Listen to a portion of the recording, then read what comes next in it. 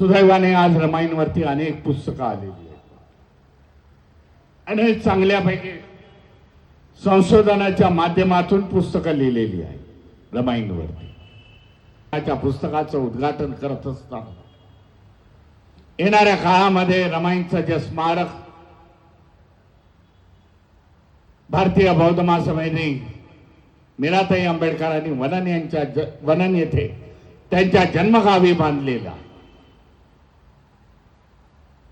त्या स्मारकामध्ये सगळ्या पुस्तकाच्या प्रतिकृती आम्ही लावू, पुस्तकं ठेवू.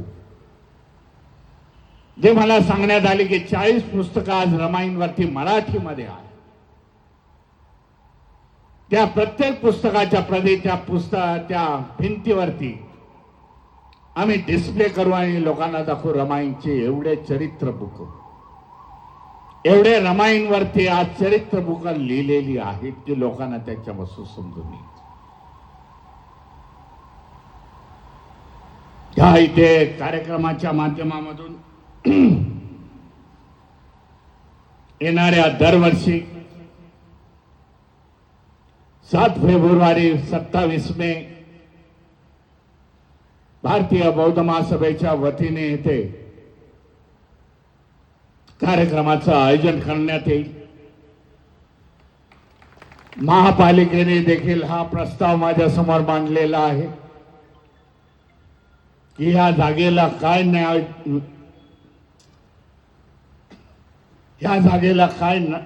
द्यावं, ह्या जागेला काय नाव द्यावं, अशा प्रकारचा प्रस्ताव आहे. मी आपल्या सगळ्यांना सांगू इच्छितो काय जर नावाचं असेल. पण मला एक आता वाचत असताना आवडलं की माता रमाई त्यागभूमी हे नाव मला वाटतं उचित ठरतंय आणि हेच नाव मला वाटतं येणाऱ्या महापालिकेच्या जे सौंदर्यीकरण इथे होणार आहे, याच जागेचं नामांकन होणार आहे.